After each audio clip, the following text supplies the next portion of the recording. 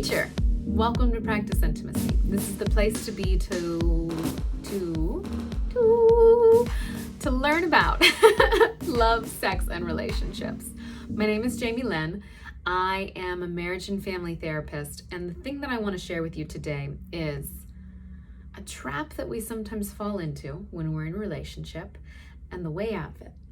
So the trap is when we feel discontent, when we feel unhappy in our relationship, unhappy in our lives, sometimes we will look to our partner and say, this is your fault. If you would just stop drinking, if you would be more emotionally connected to me, if you would take me out more often, if you would be interested in me whenever I get home, then I wouldn't feel so bad. Okay, so why is this a problem? The reason this is an issue is when you are looking to another person to try and make you feel better, you are actually disempowering yourself. You are giving away your power. You are saying, person, when you act in the way I want you to act, I will finally be happy. And let me tell you, the likelihood that that is going to work is very small. It's very small. So we have influence on our partners. We can certainly influence their behavior, but the moment you start moving into controlling their behavior, you are actually setting yourself and your relationship up for more pain, more suffering. Partly because people don't like being controlled, and partly because you're setting yourself up for a dynamic where one person is like, the mental image I have is the resistant horse that you're trying to pull towards water. You can lead a horse to water, you cannot make them drink, that kind of thing, right? And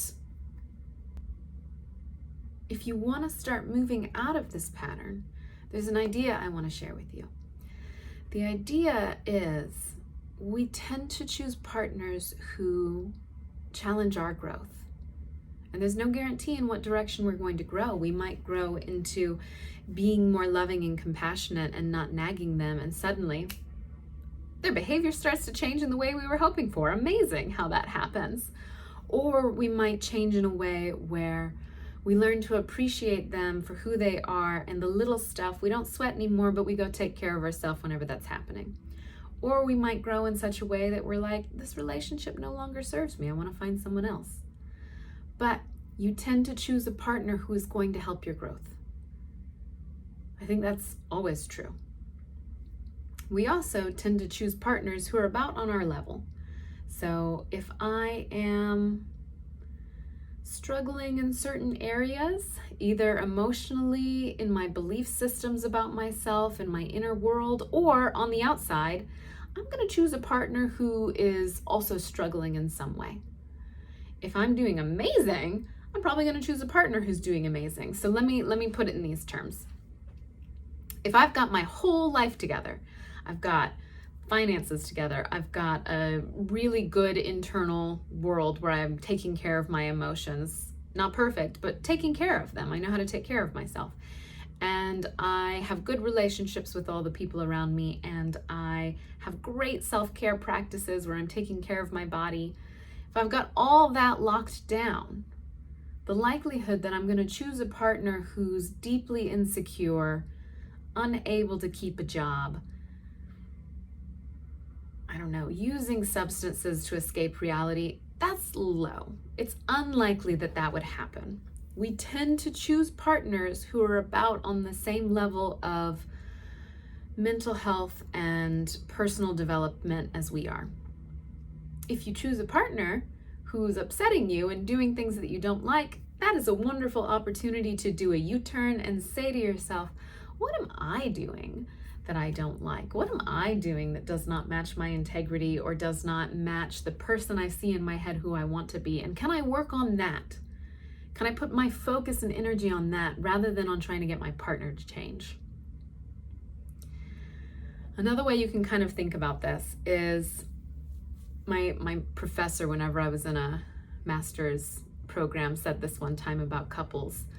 A Buddha person does not choose to be in relationship with someone who is creating more and more suffering in their life. Someone who's got their life together does not choose a person who's got their life chaotic. And so if you are focusing on your partner's chaos, that is a fantastic flag for you to go, wait a second, maybe there's something going on this side of the fence. Maybe there's something going on with me that needs some attention. And instead of focusing on that other person, I need to go here. It's just a great way to catch yourself in this sort of pattern. And what you'll find is that if, say, you're on a level with your partner and you do personal development, you do growth, you do all the different things of like learning skills, working on being with your mind in a different way. If you do that work, you're going to change. And they will either change too to try and meet you in that space, or the relationship will fall apart. One of those two things will happen. Just like any system that has found a particular pattern of being, homeostasis is the norm. And when you start to change, there's going to be things that happen that try and pull you back.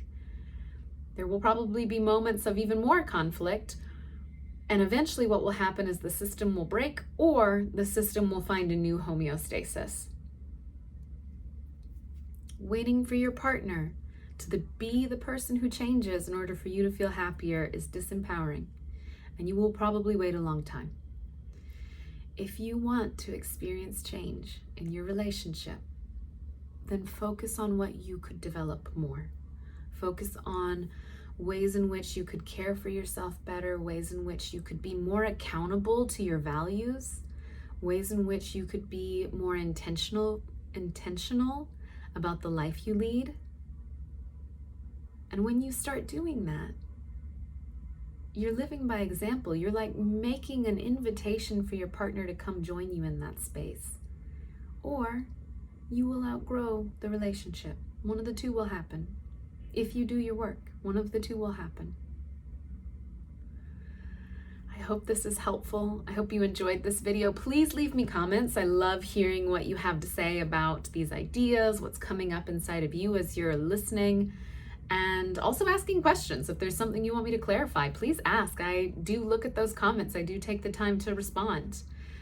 Remember to like this video and subscribe to my channel, and I will see you next time.